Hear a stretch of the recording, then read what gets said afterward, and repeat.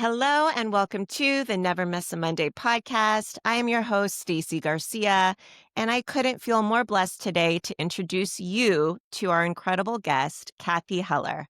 Cathy is a renowned teacher, top podcaster, and best-selling author. She hosts one of the top spiritual podcasts, the Cathy Heller Podcast, which has been downloaded over 45 million times.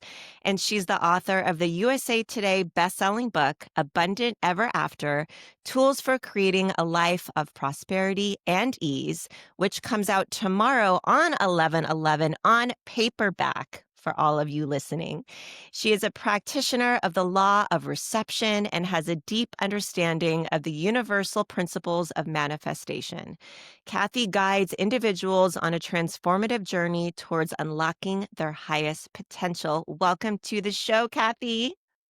Thank you so much for such a beautiful introduction and for the few minutes we spent before we hit record. I just really Oh, appreciate how much you love celebrating me and also mm. your own unbelievable journey and strength is really such a mic drop. So I'm so happy to be here.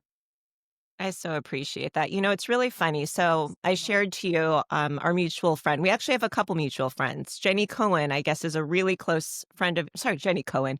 Jenny Goldfarb is such a close friend of yours, and she's going to be on the show soon. But I was introduced to you by Elise Cohen, who has introduced me to so many extraordinary people. And we met at the very beginning of our breast cancer journey. I think I was maybe a week or two into my recovery from my mastectomy, and a Oof. mutual friend connected us, and she was trying to figure out what to do, how to tell the kids, and it turned my journey into an immediate silver lining and a purpose that I was able, in the midst of everything, to help give back using my personal experience to someone so extraordinary. And we developed such a close friendship. And we go on these walks at least once a month together. And she was like, Stace, I have someone that would be amazing for you on your podcast. Oh, Cathy Heller. She's just so phenomenal. And I started listening to your podcast. I read your book and I was like, would she be an amazing guest? Yes. But thank you for bringing her energy now into my life. And so that's so I am nice. so thankful that she introduced us in this way. So generous. Thank you so much. Of course. So for those who don't know you quite yet, I would love for you to share your story of how you went from the music industry and kind of transformed into what you're doing now. Um, sure. Yeah, I think that it's interesting how life is such a fun adventure and there's so many ways in which our path just keeps unfolding and we follow these breadcrumbs and we go from one path and then we timeline jump into something totally different and yet it all makes sense when you look back. Um, so just to sort of back up the story, when I was in high school, my parents were going through a horrendous divorce, and as a result, my mom's mental health like really just took a nosedive. My dad had a double life; he was cheating on her. She really lost all sense of self-esteem. She tried to commit suicide. Looking at in retrospect, she's like, I can't believe I did that. But in the moment, it actually was it all tracked. Like it was a really disgusting, horrible sort of moment for our whole family. And when my dad left, he really left. And when he remarried this woman, I think out of guilt and shame, because he had this double life going on for a while, he really divorced me, my mom, and my sister. It wasn't just my parents divorcing. So for 7 years, I didn't really hear from my dad. And that really leaves a kid, I mean, with a tremendous amount of like pain and abandonment and questioning. And because my mom was then really unmoored from herself, I mean, going away to college a few years later, I felt like the weight of the world on my shoulders and like she might die if I left. And you can just imagine we've all had our chapters where things are just dark. There is no light. That was a season of just like, whoa. And I didn't have any spiritual tools. It's not like I did yoga. It's not like my parents had God in the house. It's like I didn't have a lot to feel that was lasting for me. So things that felt lasting were all gone. And so I felt very existential. And so when I went away to college, um, I was really looking for deeper answers where other college kids were going to parties and they were, Mm. I don't know, just looking to study economics or poli. I was really like, why are we here and what's the point? And so I started studying world religions, Buddhism, and I started looking at because it became my major. They were like, you have to study other world religions if this is going to become your actual degree. I'm like, oh, I can just read books on philosophy and get a degree? Great, because I wanted to do that anyway. So I wound up studying all these different courses in humanities, world religions, and I really loved it. And after Mm. college, I wound up taking a trip to Jerusalem, which I thought was going to be for a few weeks, and I stayed there for 3 years, which was really, that's where I got into the vortex, right? That's where everything was like control alt delete on the software program. Mhm. And growing up, the coolest thing that could happen to you is you'd go to the mall on a Saturday and buy something cool. And maybe one day you grow up to have a house, 2.5 kids, and like, live this kind of life where you watch TV together and whatever Mhm. those goals were, which clearly shattered for my family. Yeah. All of a sudden I had spiritual goals. All of a sudden I was waking up every day wanting to get closer to my soul. Hmm. All of a sudden I was seeing the world through a spiritual lens because when you learn Kabbalah, you learn Jewish mysticism, you learn these texts that are so lasting, everything makes sense, right? And my rabbi said to me, "You're a masterpiece, you're a piece of the master." And the reason you said the law of reception when you were introducing me is because the word Kabbalah, that word, that Hebrew word Kabbalah, means to receive. And so the idea is that we're each like a Wi-Fi antenna. And what are we receiving? What is our radio picking up? We tune that radio within us. We can talk about that more later, but suffice it to say, it was an incredibly nourishing, fulfilling chapter. And Mhm. it really filled in all the holes, Mhm. right? I went from feeling so much despair and what's the point in any of this to I think I see how there's a totally different grid that we can look at the universe through a different lens. And so I had always loved music. I had always sang. I had always written music. Um, that was sort of the thing that I felt was my special talent. And I decided that after living in Jerusalem, I was going to go to Los Angeles, a place I had never been ever, Mhm. never on even a vacation. I'd never been here, but I was like, you know what? I'm going to pursue getting a record deal.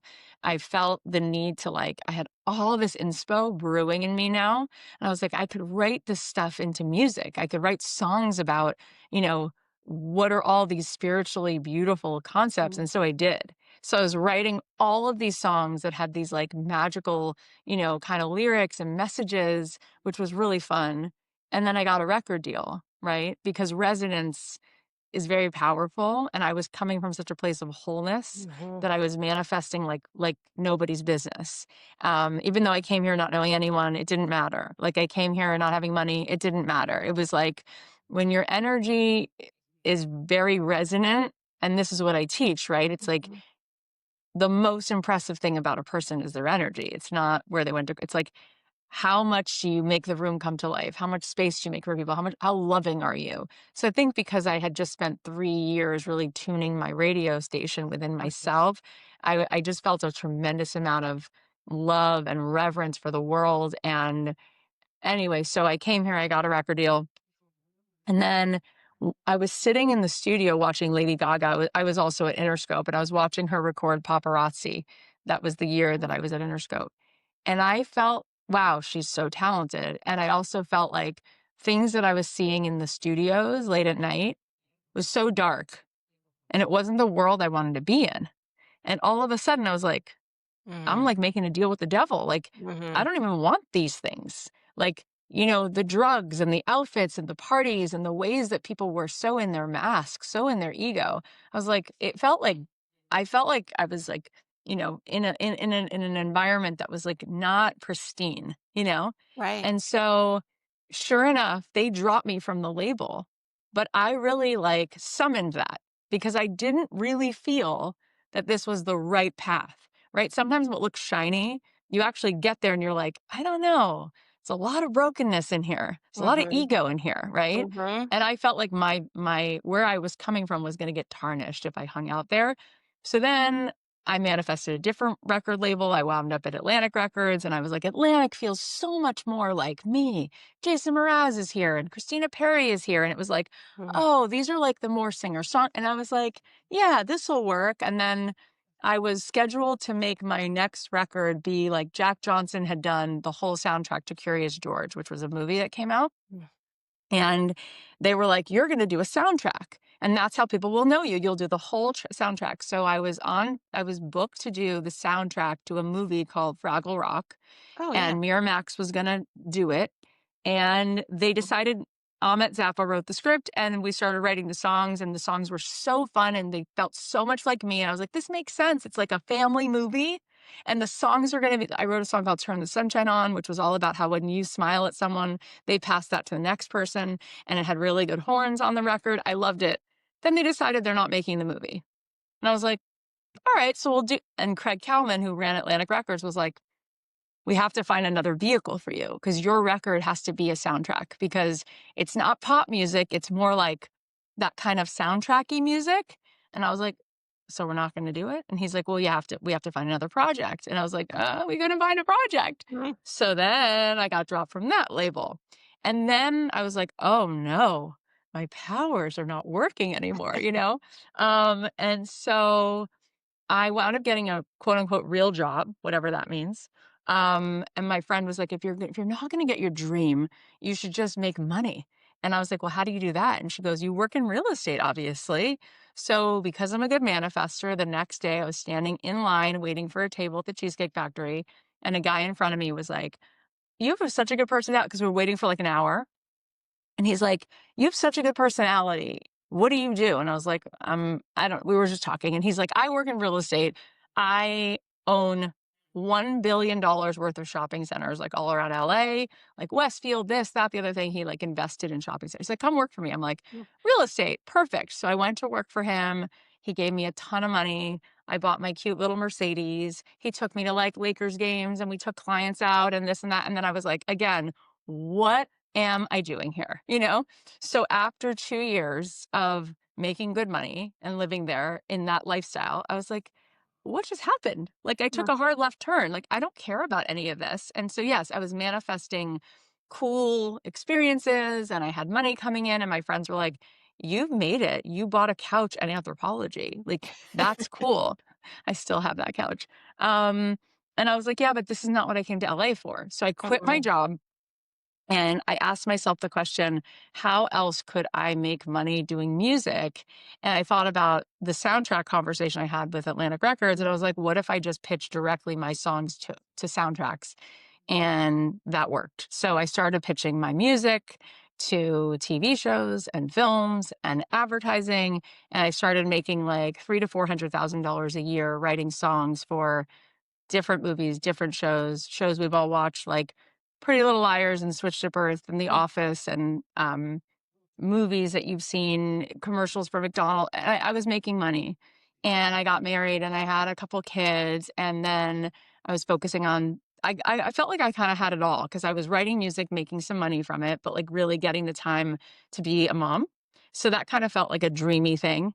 And then when I had my third daughter in 2016, there was just like this light bulb of like, Mm. okay, like it's time to do something even more. And so I started a podcast, and the podcast was called Don't Keep Your Day Job. And I used to say at the beginning of every episode, the opposite of depression. It's not happiness, it's purpose. You've been given an assignment. You are here as a soul on assignment, and you don't have to sit it out. You don't have to have a quote unquote job because you can do your life's work. Wow. And what is your life's work? And so I realized that I had this thing happening where I was getting paid to do something that I loved and making more than like some lawyers I knew, making just doing stuff I liked and working part time. And I realized, oh, I don't have to be Beyonce. Like there's Mhm. something in between not doing what you love and working for someone you don't like Mhm. versus like, oh, you have to be a superstar. There was so much in between. And I felt like so many people were miserable. I like met so many people that were like, wait, what do you get to do? Wait, how much money do you make? I'm like, I don't know, a few $100,000. And then my career was being showcased. Like Variety magazine did like a full page story about me, and then Billboard magazine did a full page story. And then people were asking me, I don't get it. You don't have an agent, you don't have a record label, and you're a mom and you work 12 hours a week and you make the magazine said you made 450 last year. And like, what? And I was like, well, you get to make it up, like, and so Mm. the podcast really took off. I showed people a lot of possibility. A ton of people, the podcast started getting millions of downloads. A lot of people started like creating their side hustle, leaving their jobs, focusing on their gifts. It was really fun. And 5 years into the show, I realized that it was my spiritual practices, it was my spiritual beliefs that kept being the reason I could architect this life. So Mhm. 5 years into the podcast, I was like, you know what? Let's not call it Don't Keep Your Day Job. Let's just make it the Cathy Heller podcast. I'm going to talk about Kabbalah, mindfulness, meditation. I'll still talk about entrepreneurship, but I really want to get into like the tools. And I wrote a couple books, and I now coach thousands of people in groups. Like we have like 1,000 people in this group and 1,000 people in this group. And I do big workshops, and I'm basically giving people real life tools to architect their reality from the inside out. That's the whole story. Wow. Okay. Since you I took asked. a million mental notes on all of that, and I appreciate you sharing everything. So I love hearing your journey towards Kabbalah. Were you in Tzvat? Did you study in I Tzvat? mean, I Okay. visited Spot quite a bit, but I lived in Okay. Jerusalem. Yeah, that's amazing. So I was lucky enough to visit Israel for birthright. I think I was like maxing out in age, and I went with my younger sister. We got to do it together. That's the And it was best. really the most amazing trip. And I resonated mostly in Sabbat, in the No, Kabbalah Spot is centers. amazing. And I came home with books on Kabbalah, and that was my first taste with Kabbalah. 100%. It's But why I'm like really putting Kabbalah at the forefront of what I do right now because look, Judaism is deeply mystical. So yes. really, I could just say Judaism, but I think Mhm. that because organized religion has really really like taken its toll on people, Mhm. um, I teach the Kabbalah aspect of it. But Mhm. the truth is that like mainstream Judaism is very Kabbalistic. So Yes. it's really all in the soup. But Mhm. what I love about teaching Kabbalah is it's totally universal. It's like me teaching yoga, which I couldn't teach if you paid me to, but like it's totally universal. Kabbalah, Right. like just like in yoga, they're sort of deriving everything from the chakra system, right? Which Mhm. are the energy Mhm. centers of the body. In Mhm. Kabbalah, we have the sphirot, right? Which Mhm. is the energy centers of the body. You have the Mhm. crown chakra, which we call Keter in Hebrew, and then you have the throat chakra and the root and the sacral and it's like, it's incredible wisdom that makes sense to everyone. Yeah, it absolutely so I'm a Reiki master, and that's something that I Wow, that got is so cool. into in my recovery from breast cancer. My sister gifted me Reiki sessions. I was like, "What is this? I need this in my life." And I just decided to study so I could give back in that form. And doing Kabbalah, kind of revisiting Kabbalah at the same time, and besides breast cancer, there's been lots of things that have happened in my life where I think it's so easy for us to be like, why is this all happening to me? But what Yes. Kabbalah has taught me is instead of asking that, ask yourself, what is this trying to teach me? And that is really the realm in which I try to live in every single It's a day. very powerful reframe. Yeah. It's a huge reframe, and I do believe that once you're able to teach what you're teaching, which is already within us, it's kind of reminding you what you have already in store, you can really accomplish anything. So I think your teachings are invaluable, honestly. I Thank do you. wanna go more into abundance with you because I Let's love do it. I your love that topic. definition. So you talk a lot how abundance is a state of being, a birthright, if you will. I love how your definition isn't limited to money or success, because I think a lot of people get stuck there. How do you define abundance personally? Yeah, well, the mind gets stuck there, but the Mhm, soul knows that abundance is so much more than mhm, money, right? mhm, No one comes to the world and their biggest dream is a pile of cash, really. You have way bigger dreams than that. mhm, Like, you're not here on this life adventure to collect piles of things. mm, You have a way bigger dream, right? mhm, Mhm. Yes, you'd like to be successful, but more than success, Mhm. you really want significance, right? Yes, you'd Absolutely. like to have abundance and stay at a beautiful hotel, but more than that, you'd love for your inner experience to feel like equanimity. You'd love to feel connected to something that's moving through you, right? Mhm. Because real abundance is when we feel tapped into and turned on to this endless amount of love, this endless amount of creativity, this endless amount of like energy, right? Yeah. And that state of being is actually what we want, because you could be sitting in a Range Rover about to walk into the most beautiful house, but if your internal reality is, you Mhm. do not feel abundant, right? Because happiness is an inside job, right? It's not the external experience that we're after.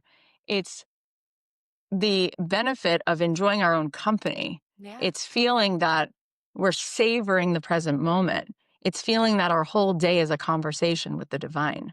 Mhm. That's abundance, right? We want a mystical experience. We want to have life that blows our hair back. We want synchronicities. Mhm. That's abundance. If you ask somebody, would you Mm. trade $5 million cash versus a life where you wake up every day and there's this feeling of equanimity in you? And you move through the day and there's all these little winks and everything feels like this mystical ride. Yes. Like that's what you want. In fact, the reason people think Mm. they want piles of cash is because they think that if they had that, they would just immediately feel so at peace, so elated, so delighted, as if something about money on the outside makes you feel wealthy on the inside. The truth of the Mhm. matter is that our identity is what makes us feel wealthy or not, right? And the person that we are, right? Who are we being, right? The question people usually ask is, what do I need to do? The better Mhm. question is, who do I want to be in the beingness of you? Do you wake up? Does your morning feel rushed? Or does it feel like a sanctuary of sacred space that before you pick up your Mhm. phone, there's this meeting you Mm. have with your soul, right? And all of that. So, um, abundance is a state of being.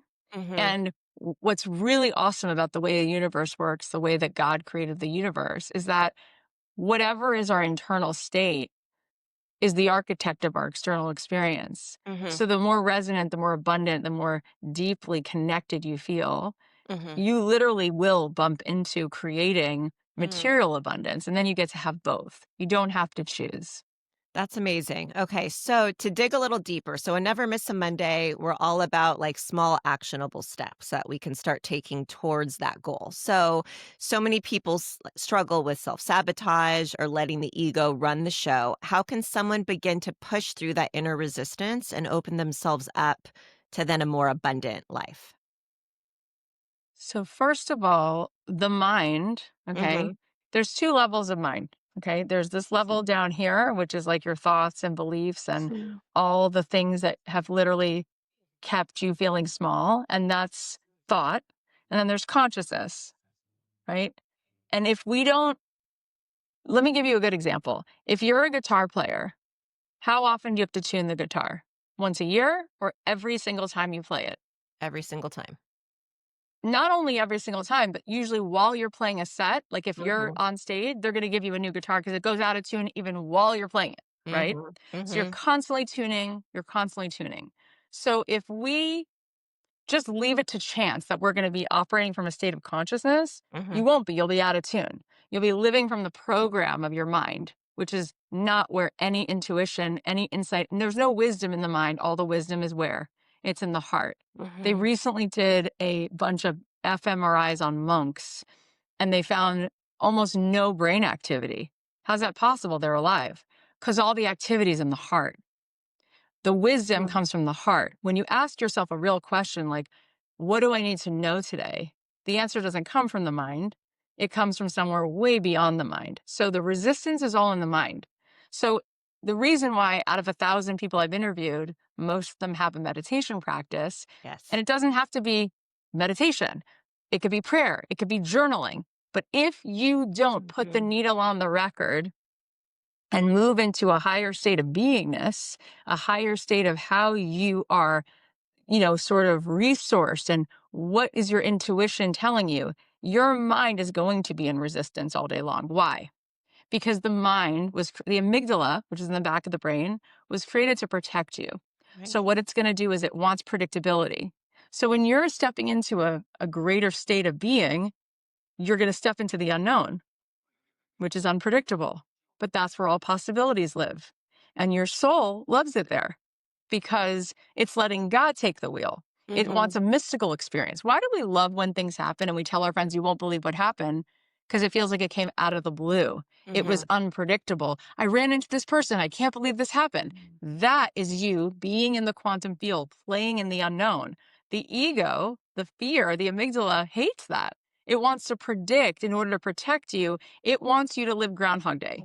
It wants you to have the same day you had yesterday. So that's a double bind Mhm. because the mind was told, stay safe, have the same day you had yesterday. Even if it sucks, at least you can predict it. The Mhm. soul is saying, but that doesn't really feel like the most expansive version of me or best reality I could experience. Mhm. I want to step into the unknown. And then there's this anxiety that comes. However, every thought you think creates a chemical in the body.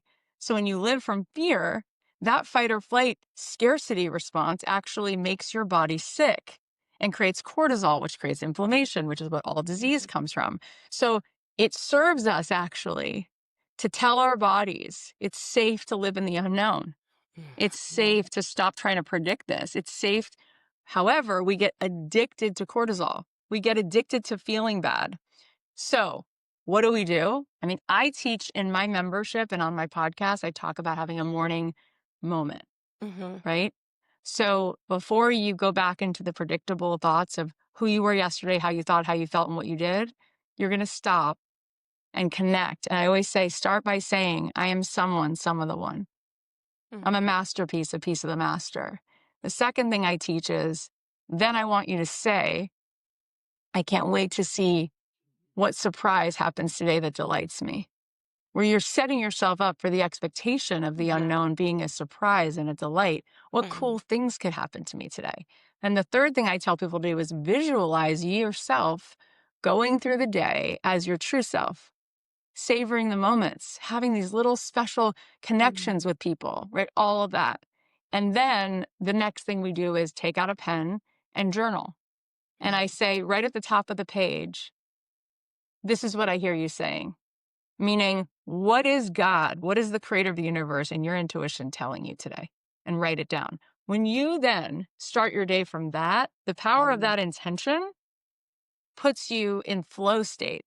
And Mhm. where the most miraculous things happen, we can measure flow Mhm. when Mhm. people are not trying to predict it because they're in flow, Right. right? So every amazing person that we see kind of operating when they're at their peak, they're in flow, which means they've let go of control. Something bigger than them is Mm. directing them. And that's actually the opposite of resistance. It's the surrender. Right. Right. No, those are beautiful, beautiful, magical morning steps. And that's something we talk about a lot on Never Miss a Monday is your non-negotiable. So I've got my daily non-negotiables. I do a lot of I don't touch my phone in the morning. I immediately before the kids are up, I do my own meditations. That's how I set my day as well. I'm just so curious. Do you add like walks in nature to kind of reconnect throughout the day? Because I think it's amazing how you start your day, but sometimes we get a little disconnected as the day goes on and what tools can kind of bring you back to that most abundant, aligned self. Actually, I take 2 walks a day without my phone because they feel so nourishing to me. Mhm. It's Mhm. my favorite thing to do. It's Mhm. free, costs no money. It's my favorite thing. Yeah. But what I will say to go back to Kabbalah, Mhm. there are two principles of Kabbalah that I have so integrated into the way I actually exist that it keeps me more or less in flow all day. And I'll tell you what they are. Please. The starting principle is that we have certainty, full certainty. What does that mean? Because it sounds like the opposite of what I just said. Certainty, Mhm. it sounds like I'm trying to be certain, I'm trying to predict. No, no, no. It's the certainty that God runs the world, which means I am certain that I'm always in the right place at the right time. Now, that is a frickin' mic drop It sure is. because it means if my car needs to be serviced, you're there to do a mitzvah for someone. You're there on assignment. Look for Mhm. it. What are you there to do? There's a reason you're there. There's a lesson, there's a message in it. Right. You are always at the right place at the right time. So I'm never doing something for the outcome. I'm doing it to be in that thing. I am always certain that God has a GPS for me, on me all the time. So I don't really have this feeling of like, I'm doing this show with you right now and it has to go well and people have to like me. It's like, I'm doing this to connect to you right now in this moment. There's a reason we were supposed to be on each other's calendar. That's it for me. Right. Anything else, that's God's assignment, right? It's none of Right. my business. So that's number one. Number two is the certainty beyond logic, because the illusion is the 1% of reality, which is the physical world. Most of the world is a spiritual world. It's 99% that you can't see. How do we know that? Because an atom is 99% vibration and 1% a particle. We know that as a fact. In fact, they now say that 1% that's a particle is spinning so quickly. It's really more like sound waves. It's actually not Mhm. even matter, which means that it's all consciousness. So for most people, what gets them stuck is they're so bought in to looking at reality from this 1% plane of Mhm. like, well, there's a mug over here and she's wearing a white top. And it's like, Mm. it's not even what's happening, right? There are so many. I'll give you a great example. A friend of mine was on Shark Tank. She only had $10,000 in revenues. You know this story? I know the person. Yeah. And we were just talking about her. And she goes Yeah. on Shark Tank. And for Yeah. some reason, Mark Cuban decides to give her more than she asked for. And later on, they have a conversation about how their grandfathers worked in these delis at the same time. And she turns to me and she says, "You know what I was reminded of, because they think they probably knew each other." She goes, "You know what I bet? On some level, because of his reaction and how it all came up and came together, that they were in that same scene. It's Mm. very possible that my grandfather did something kind for his grandfather, and this is the payback." We don't actually know what's actually running the show and what's not running the show, right? Yep. So I tell this story about being in my senior year of college. I auditioned for a play. It was The Diary of Anne Frank. You know this story? Yes, please tell it. It's amazing. I like didn't get the part and I was devastated because I really thought I was good at it. And I grew up doing musical theater and I really had it. And the director wound up telling me that it really was my part. Like I was the best Mhm. person, except that I'm 5'8.5", and he had already cast the mom and the sister and they were shorter than me. And it just didn't make sense that Anne Frank would be taller than her mom's sister. She's supposed to be 13 years old. So he cast this girl, Jamie. So Jamie was like 5'2". I'm 5'8.5". So the difference of like 6.5 inches is why I didn't get the part. Long story short, Mhm. I wind up the same weekend that the show debuts at my college, which I thought was going to be like the creme de la creme, like the fireworks at the end of the finale, is that I wound up being in this show. Anyway, long story short, that same weekend, I met Rabbi Aaron. I wound up this crazy amount of events happened. I wound up spending that weekend instead, learning the beginnings of what actually changed my whole life. He invited me to Jerusalem. That was the summer of 2001. I graduated in June. I asked my sister if she would come with me. Rabbi Aaron said that he had a little apartment in the old city of Jerusalem that I could bring her. I brought her. She was an actor. She had been doing Broadway. She was on a Broadway tour. She was working in the World Trade Center in the second tower. That was her in between job. She's like, "I don't think I can give up this job. I don't think I can go because it's the one employer who lets me audition. They let me go on tour. They let me come back. I can't lose this job. They're so nice to me." I said, "Just come." She's like, "It's so dangerous in Israel." She comes with me to Israel. 3 months later, everyone in her firm, besides three people, was killed in those towers, all because I was 6 inches too tall. So, I mean, there's literally a zillion examples of this in all of our lives. But when I say I walk around with certainty, I walk around with certainty. So that's my whole life. Mhm. That's my whole life. Mhm. So because that's my whole life, I don't need the walk the same way other people. I like going on a walk because I like putting my phone away and I like walking, but I'm happy at the DMV. I Yeah. really am. Yeah. Like, there are definitely things that are annoying. Like, I don't like filling out paperwork. I find my handwriting's bad, and I don't like when people ask me to like input data for taxes. Like, yeah, there's things that are annoying to me, right? But even that, I'm like, ooh, why am I so allergic to details?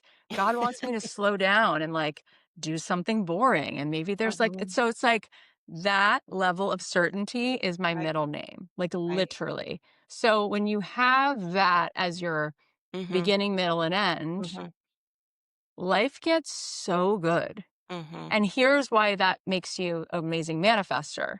Because we manifest from wholeness.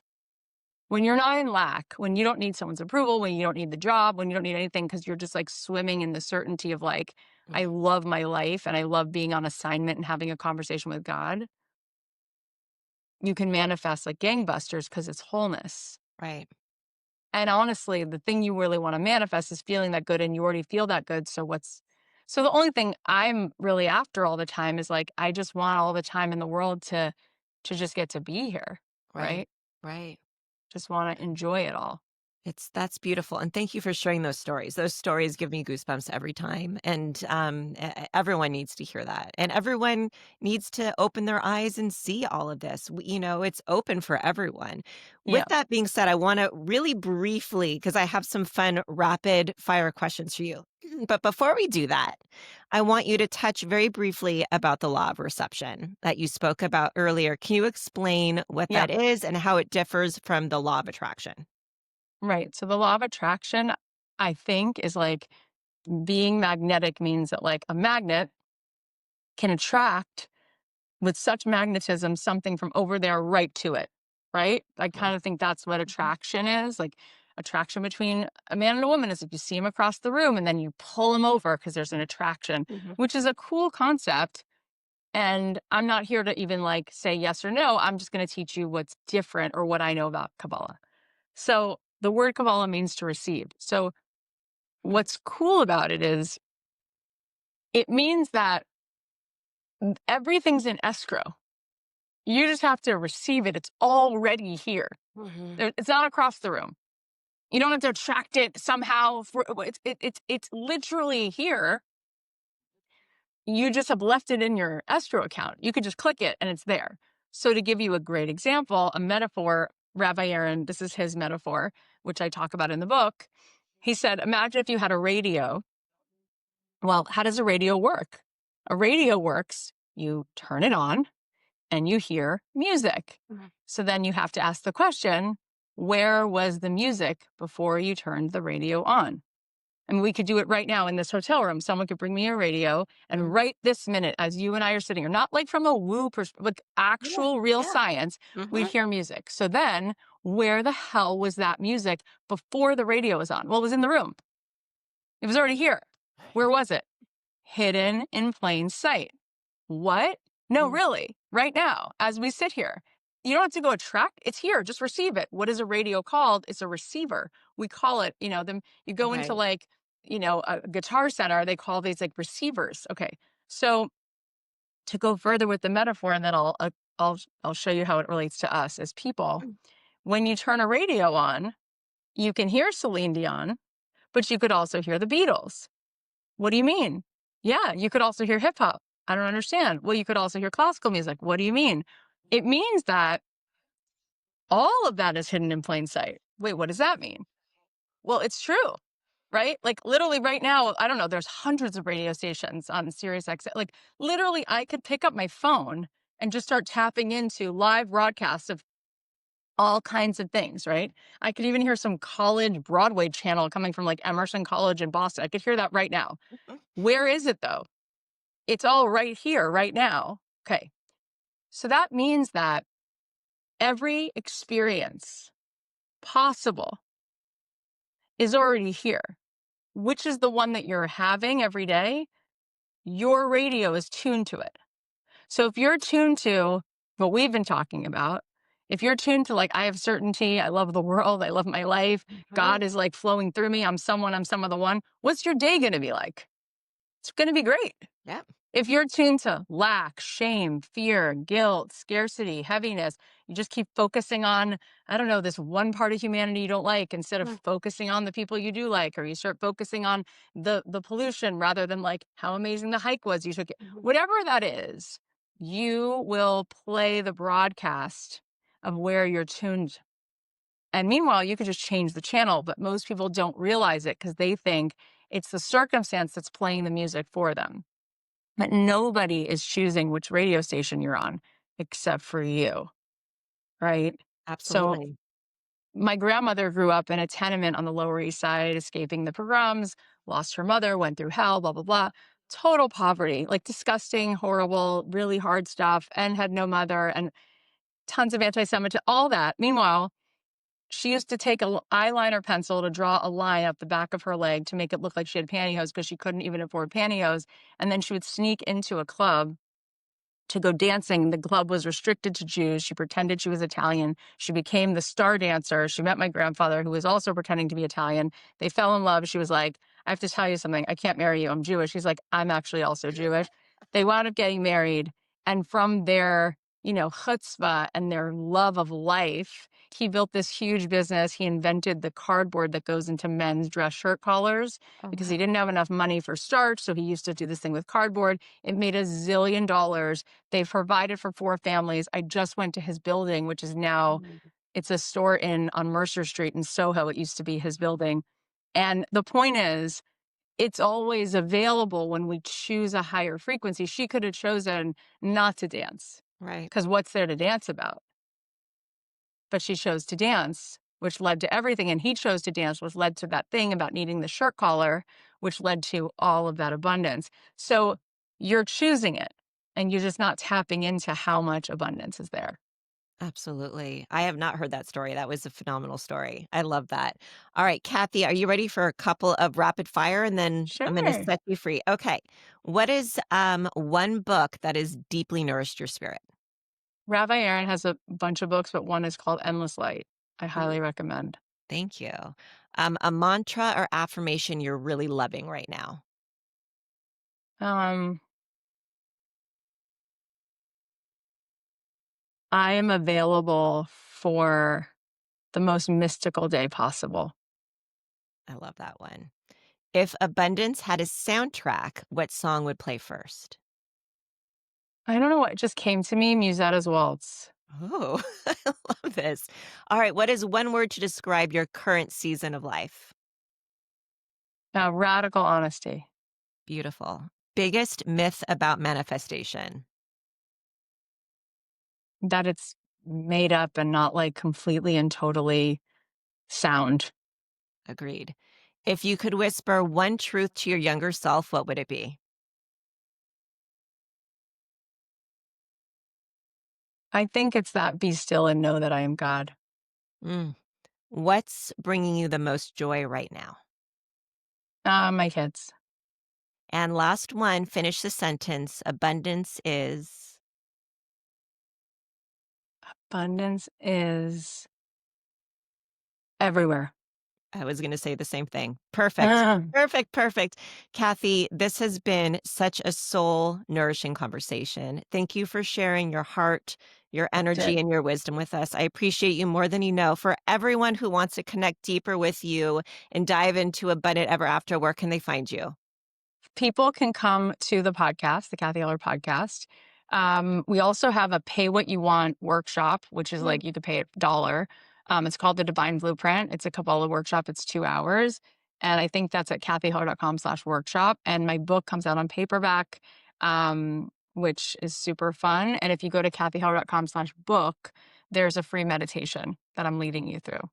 Beautiful. Beautiful. And all that will be in our show notes for everyone as well. Thank you so much, Kathy. It was such a pleasure talking to you. You're amazing at what you do. Thank you.